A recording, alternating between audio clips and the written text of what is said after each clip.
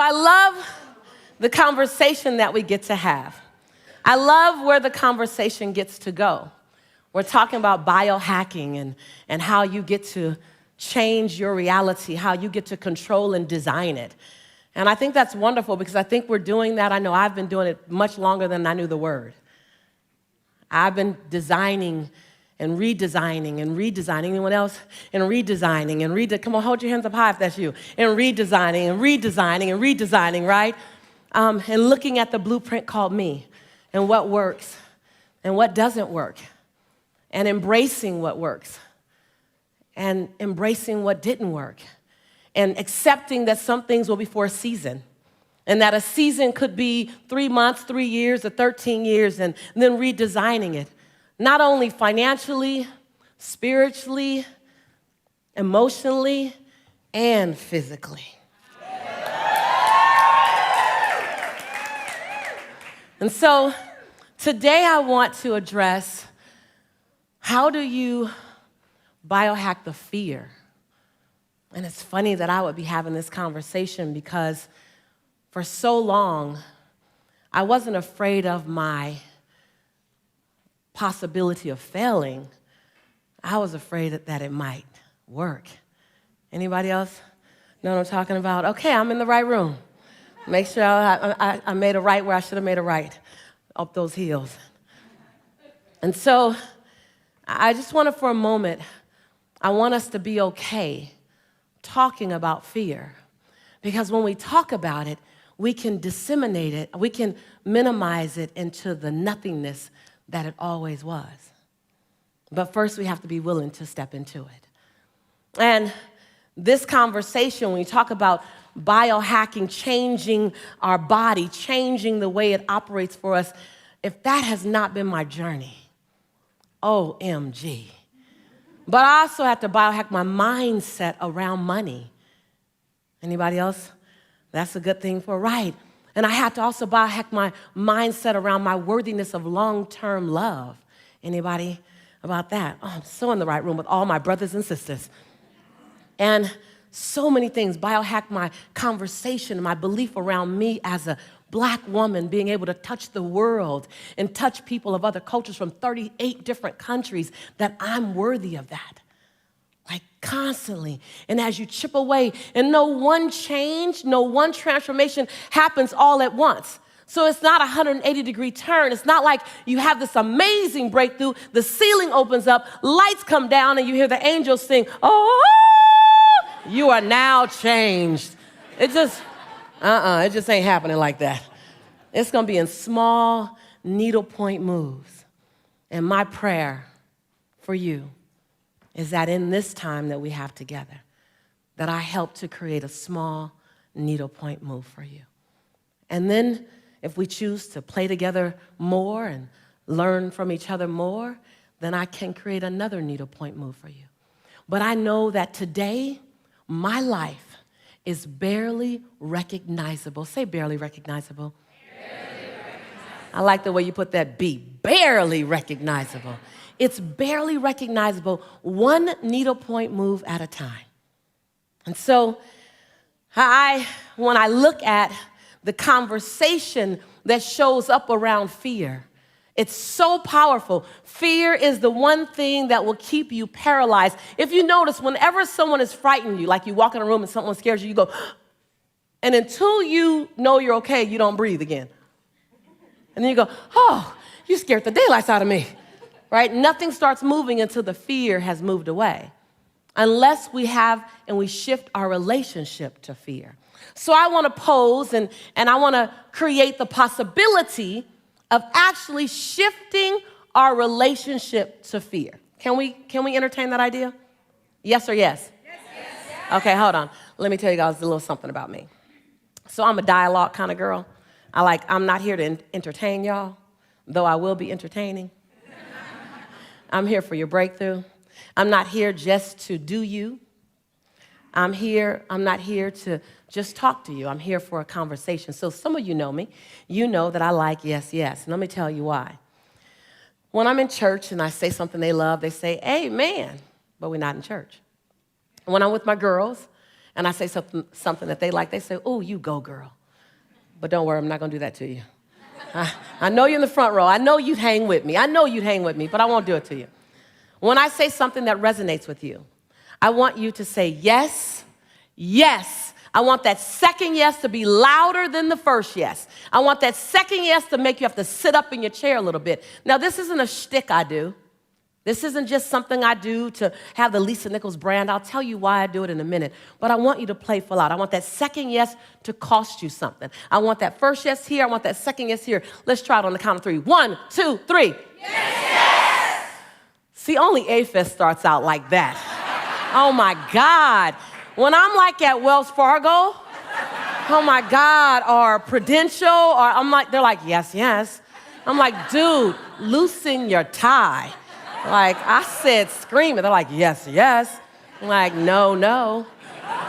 So I want that second yes to be a yes that you didn't expect to say this morning when you got up and got dressed. I want that second yes to come from your belly. I want that second yes to be that yes that you own unapologetically. Let's try it again. 1, 2, 3. Yes, yes. Every time I say something that resonates with you, I want you to say, yes, yes. Every time you hear your truth, I want you to say, yes, yes. Every time you hear something, even if it stings and don't feel good, I still want you to say, yes, yes. Even if your neighbor's not participating, I still want you to say, yes, yes. And when we leave this room and you go and you have dinner and you dance and someone says something that feels good to you, I want you to say, yes, yes. And even when you leave this place and something feels good to your soul, I still want you to say, yes, yes. I want to hear you all the way from Cali. I want you to say, yes, yes. And even when you have a dream and you don't know how you're going to get there, but you know what the dream is, I still want you to hear yourself say, yes, yes. With no one being your witness. Yes, yes. There you go. I'm not going to keep doing this. It's your turn. Even if no one agrees with you, still say, yes, yes. Even if you have to walk alone, still say, yes, yes. Even when it feels like you have no idea how you're going to make it happen, still say, yes, yes. And let me tell you why the second yes is higher than the first yes. Because the first yes is to you. It's to your dream. The first yes is that idea that you can contain in your head. The second yes is to the calling on your life. That second yes is to the biggest version of you that you haven't even seen yet. That second yes is going to cost you something. That second yes is going to require you to let go of some old toxic habits and some old toxic beliefs. It's going to require you to release some of the fear you have and hold on to your passion. That second yes is going to require you to become someone you haven't even seen yet. It's going to require you to say the things you haven't said and do the things you haven't done so that you can become the man, the woman you've always known yourself to be. Yes. That was the cue up. That was your first test. You passed. And so that second yes has to be a little bit louder and sometimes a lot louder than the first yes, depending on where you're stepping into your next season. And so I just stopped by. 7 days ago, I was in Australia on my Aussies. And 5 days ago, I was in Cincinnati. And 3 days ago, I was in Cali. And then I got on a plane, came here, and jumped right on stage as soon as I landed. And when I leave here on Monday, I'm home for a couple of days, and then I go to New York. I literally just stopped by. But I stopped by to ignite your fire. I stopped by to have you confront fear. I stopped by to have you look at what it's cost you and to make a bold declaration the next time it rises up, you rise up a little bit higher than it. Yes. I stopped by for you to no longer make fear your enemy, but make fear your fuel. Yeah, just yell it. You don't have to wait for my permission. You can yell yes, yes over me. I don't mind. I stopped by to redefine fear. To redefine it. Because fear is an emotion like any other emotion. Fear is an emotion like love, like compassion. Fear is an emotion, we just gave it more power. We just gave it more power. Compassion, oh, that's nice. Fear, ooh. We gave it a meaning. And some of you know you've heard this before, that fear is false evidence appearing real. Fear is just a story, get this, fear is a story that you've told yourself about something that might happen in the future. That you have zero evidence that it will happen, but it's causing a visceral effect in your body.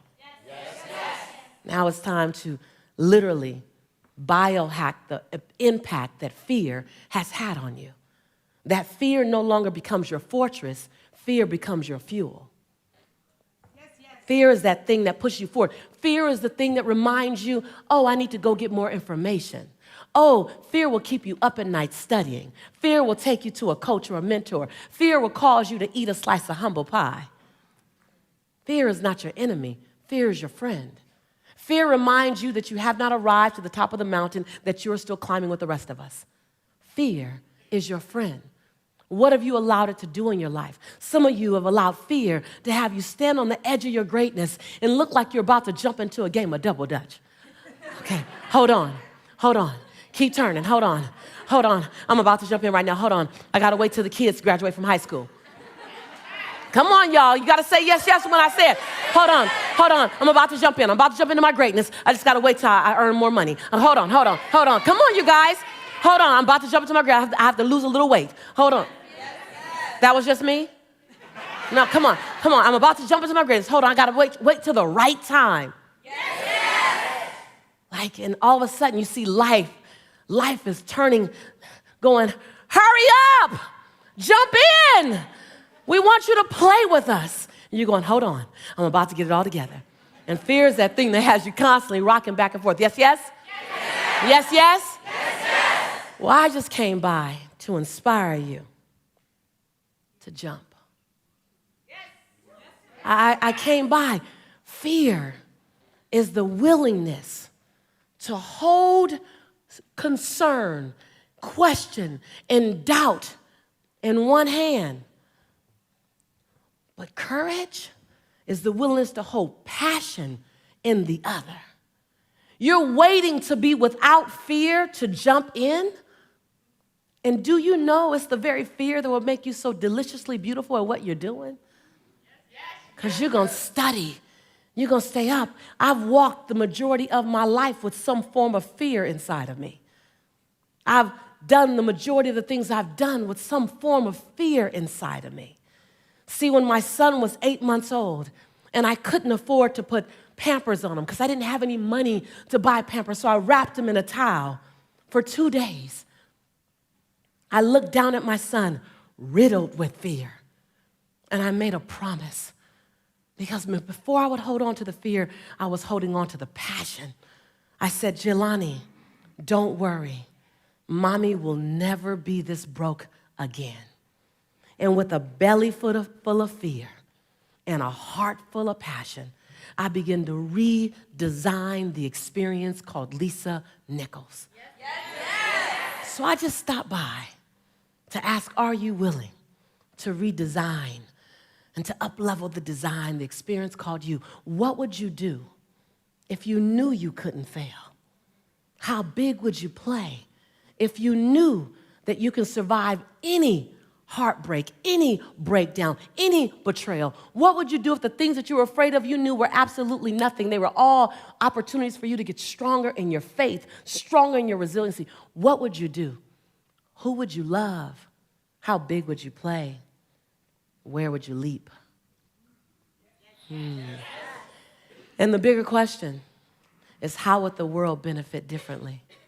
How would the world benefit differently because who you've decided to be? How would the world be a better place to live because fear didn't have you standing on the edge? What would you do if you were told that you get to do it afraid? That you don't have to wait for the fear to leave? That when you get an action, the fear has to dissipate into the nothingness that it always was? What would you do? How would life be different? How would the world be a better place to live? Oh, I didn't come to keep you comfortable. I came for your breakthrough. I came to challenge you to play in the biggest field you've ever played in. I came for you to challenge the fear that might be inside of you and to redesign and reprogram it. You look at it long enough, you be with it intimately enough, and it has to dissipate. You are the designer of your destiny. You are the author of your autobiography. You write the story of your life. No one can write your financial story. No one can write your spiritual story. No one can write your emotional story but you. The pen has always been in your hand. The pen has always been in your hand. I say write a story that's going to be damn good to read. Yes, yes. Yes, yes. Yes, yes. Yes, yes. Yes, yes. And when you do that, you will have to reprogram the fibers of your being. You will have to become someone you've never been before. You want to go somewhere you've never gone? You got to do something you've never done. You got to say something you've never said. You got to go to a place in you that you've never even been. You get to redesign. You are your Michelangelo. You are your greatest sculpture. And you get to recarve and you get to up-level as much as you need. You're not sentenced to this life this way. You chose it. Newsflash. Y'all didn't say yes, yes too fast on that one. Like, damn, for real? Yes, yes. And what I love about that is that you get to choose as much as you want. You get to design it any way you choose. You're not sentenced to your future. You have an opportunity to your future. What do you want and how do you want it? And if it doesn't make you a little afraid, then you ain't playing big enough. It's supposed, your knees are supposed to knock a little bit. Your teeth are supposed to chatter a little bit. There's supposed to be at least 2 butterflies in your stomach. At least. Because if not, you're playing inside your comfort zone. And we mistake the fact that we're supposed to be comfortable 24/7. Well, let me tell you something. Comfortable is equivalent to complacent. I'll choose inconvenience every day, any day, to make a difference on the planet. I don't mind being mildly to moderately to significantly inconvenienced to leave my fingerprint on this planet. Yes, yes? Yes, yes? So I just came to talk to the game changers and to the change agents who are willing to confront any part of you that's not speaking to your madly, wildly, amazing future. Confront it. I came to talk to the change agents that are interested in evicting. Say evicting. Evicting. And evicting is like a hard word. Like it just comes out, evict. That's like get out now.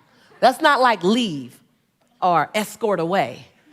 Like you even say evict hard, like evict. I came to talk to the game changers that are interested in evicting, say evicting, any fear that doesn't speak to your wild future. I came for that. I came for you to confront it, for you to get a little angry at it, for you to get a little pissed off at it. Say, wait a minute. I've been letting you drive me all this time, and you are a story that I made up about the future that doesn't even really exist. When you say I'm afraid of failure, you just made up a story about the future that doesn't even really exist. Are you guys getting that? Yes. You guys got to understand. When you said I might get hurt in the next relationship, you made up a story about the future that doesn't even exist yet. Yes. Does that make sense? And you're powerful. And any story you make up is true to you, but it's only true to you. And then you live out that story because you want to be right. Yes, yes? You don't want to be wrong. You want to be right. So you make up a story, you project it in the future, and then you live it out until it's true. Like, see, I told you guys. I told you guys. You'll like work really hard to make that story right. I just want you to know that. So I just stopped by to invite you to design a new story. I stopped by to remind you that the pen has always been in your hand, that no one else can write your story but you. And I don't know about you, but I want to write a story that when I get ready to sit down in my final years and there's nothing else I could do, that I go back and I just want to read my story. And I go, wow, I remember when I was afraid. And then I know on the next page, I jumped anyway. Yes, yeah. Yes. And then I read the next chapter and I go, whoa, that really scared the heck out of me. And I know what's going to happen on the next page. I did it anyway. God, I want to write a story full of leaping and running and jumping and serving and playing full out and falling and skinning my knees and scraping my face and hurting my heart. Because if that's the only way I can hurt and fall and scrape is to play full out, then I'll take the hurt. Because what I'm really afraid of and what you're really afraid of is getting to the end of your day, to the end of your life, and having something left to give. Saying, damn, I played safe versus full out. I'd rather have a skin knee. I'd rather have a skin chin. I'd rather be tired. I'd rather have a bunch of failures because I took the leap than a bunch of potential because I sat down. I just stopped by to challenge your greatness. I stopped by to remind you of who you were always designed to be. I don't know if they wanted me to stay on that stage. I can do whatever I want. It's my party. But the next 20 minutes is my party. I just want to be close to you. I want to remind you. See, I'm that same woman. I'm that same woman that my highest grade in school was a C+. And I think some of my teachers gave me a C because I was nice. I was a sweet girl. And whenever I brought home a C, my father didn't say, oh, Lisa, you could have done better. See, because I'm not a fast learner, I'm a thorough learner. So I need, anybody else? Yes? Okay, I need to hear it several times. I need to look at every angle of it, right? I need you to repeat it to me. I need to repeat it to you. I need to touch it. I'm a kinesthetic learner, and school goes a little fast for that experience. And so I struggled all through school. The last time I took an English class, I got a fail. And my English teacher said, Lisa, you have to be the weakest writer that I've ever met in my entire life. Don't worry. Did you guys know I have a bestseller that's out right now? It's called Abundance Now. She has a copy. So does my English teacher.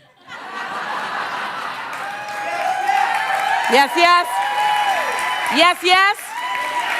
Other people's opinion of you is none of your business, right?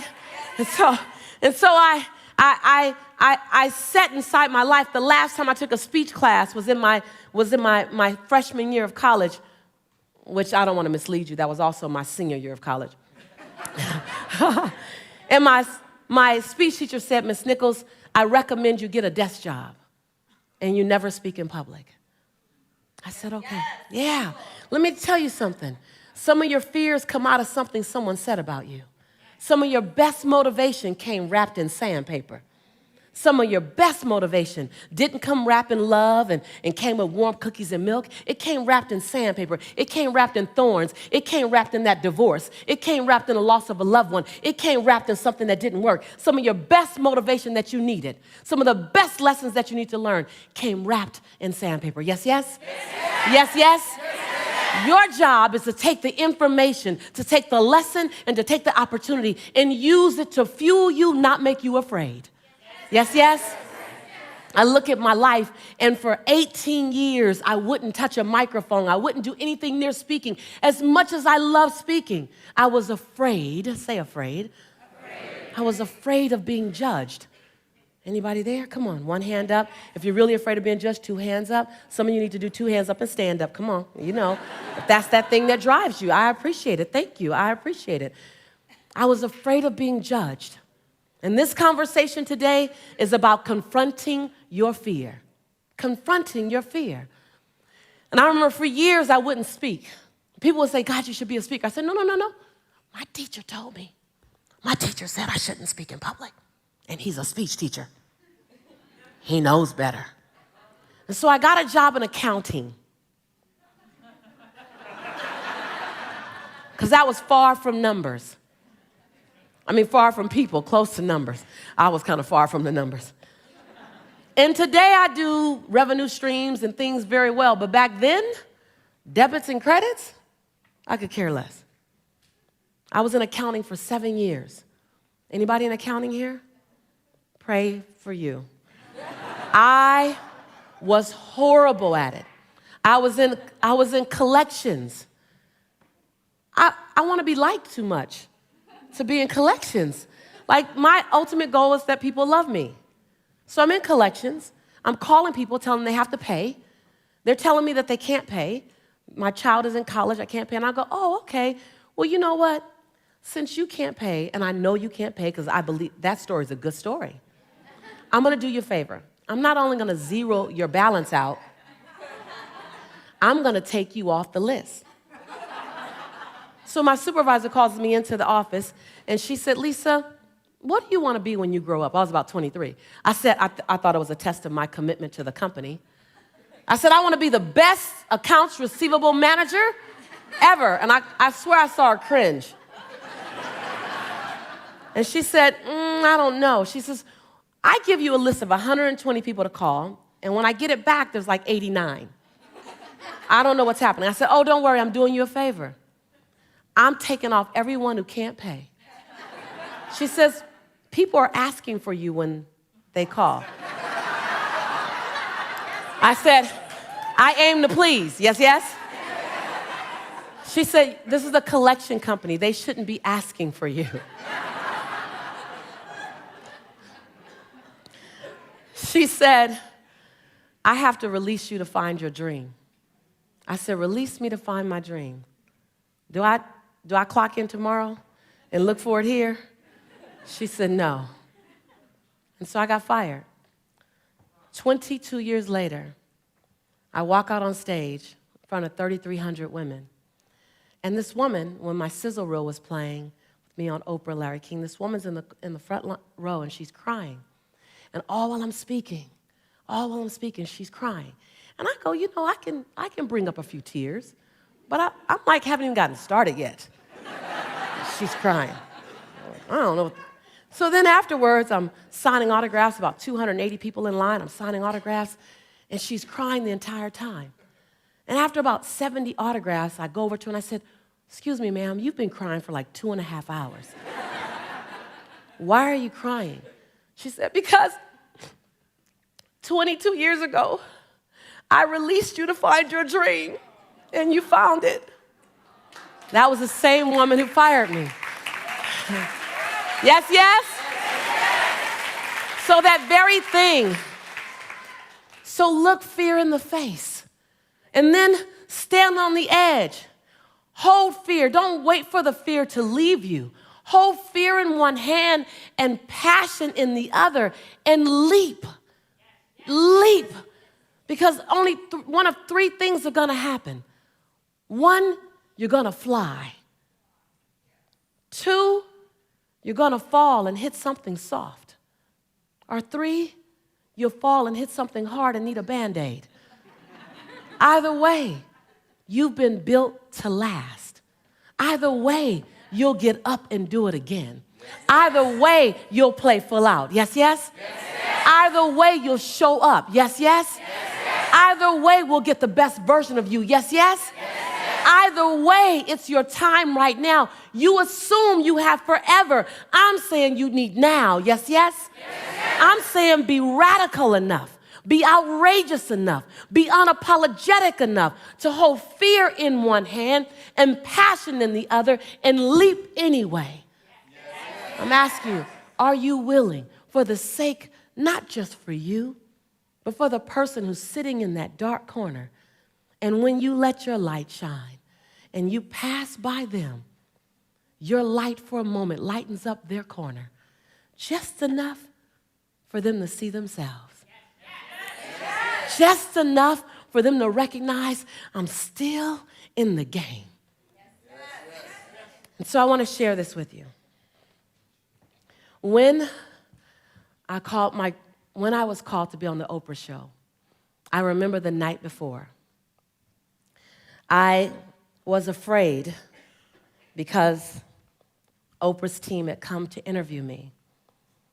And in the interview, I shared something that I didn't expect to share. I shared one of my darkest times in my life. And I was being featured on Oprah as the teacher of the secret. And so it was an expert. And I wasn't comfortable with what I shared and being called an expert. I just want to Stay inside those moments that cause you to slow down. Do you know what I mean? And the night before I was packing to be on the Oprah show, I was so riddled with fear. I'm crying. It should be the happiest time, but I'm crying because I'm afraid of being judged. Say judged. And that will hold so many of us back. The fear of being judged.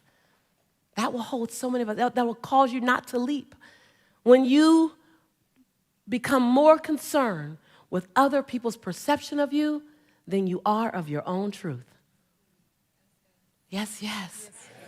Yes, yes. I got caught up in the 56 million people that would watch me on Oprah. I got caught up in their perception of me, what they would think of me if they knew that the expert from The Secret was going through that or had gone through that. And so I called one of the few people that I can call at 4:30 in the morning because I stayed up all night. And I called my friend and I said, I'm so nervous, I'm so afraid. And he says, oh, let me pray for you. And he said a prayer that shifted everything for me. And I just want to pass it on to you. He said, God, thank you for helping your imperfect child to serve your imperfect children. And in that moment, everything shifted. In that moment, I realized that in my imperfection, I'm perfect for you.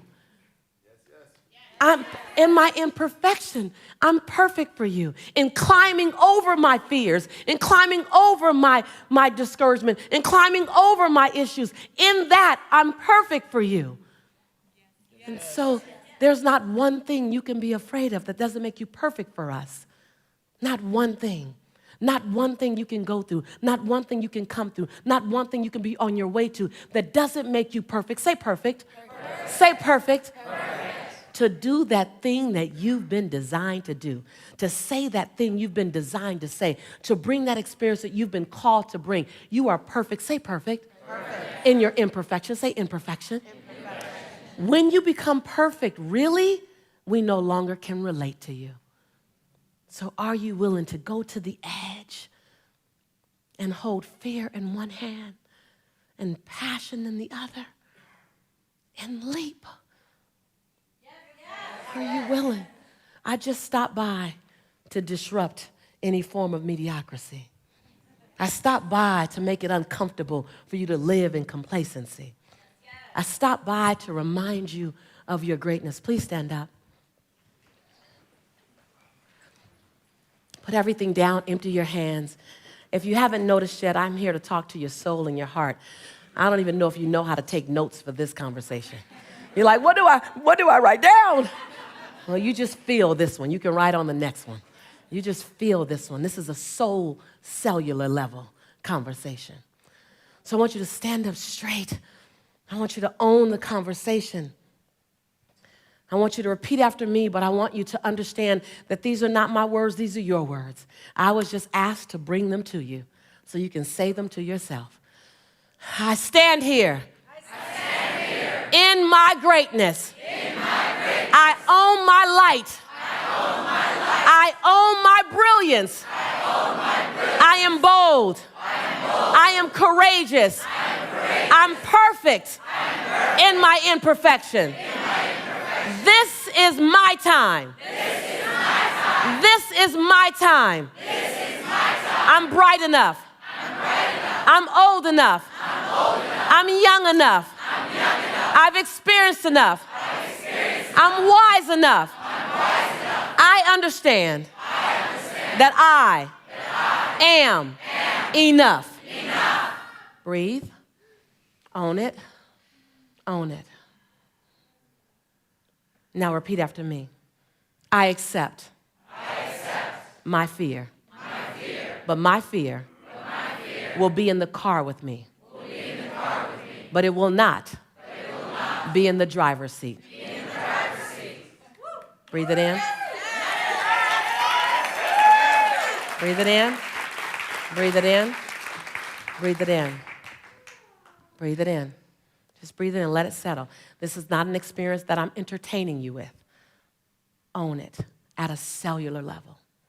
At a cellular level. Repeat after me. I am ready. For my next best season. Because I know that I am the author of my autobiography. I am the designer of my own destiny.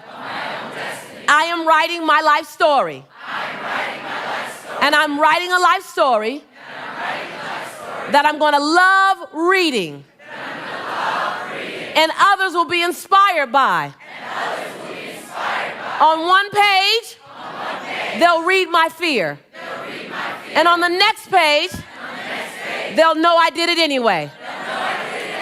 I commit to hold fear in one hand. Put up your hand, hold it. Hold it. I commit to hold fear in one hand and passion in the other and leap and leap and leap every time. Every time. I ask that each of you hold me accountable to my contribution on this planet. Turn to someone and say, don't let me off the hook. Don't let me off the hook.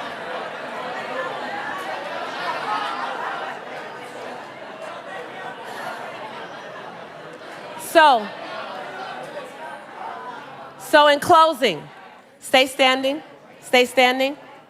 In closing, time is up that fast. In closing, my grandmother still says, she's 87. She celebrated her 87th birthday about 8 days ago. She came to A-Fest when it was in Maui. Was anyone in Maui and met my grandmother? It was a while ago. You met my grandmother in Maui? Well, my grandmother, I brought her on stage, and as she waves, she does a little float wave. And I said to everyone, you can talk to my grandmother afterwards. I'll be autographing books, and you can talk to my grandmother. And afterwards, after my grandmother talked, there was a line to talk to my grandmother. She sat in a little chair, and everyone came up to her, much like they went to Vishen's mom. And afterwards, my grandmother and I were in the suite, and she said, baby, you're very popular. Listen, she said, but I think Grandma was a little more popular than you this time. I'm not comparing, but my line was a little longer than yours.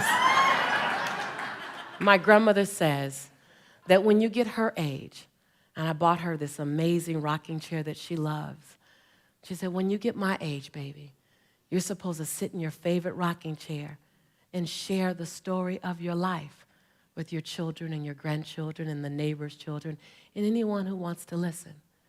She said, but when you're your age, you're supposed to make sure that the story's gonna be damn good to share. I love you guys. Yes, yes?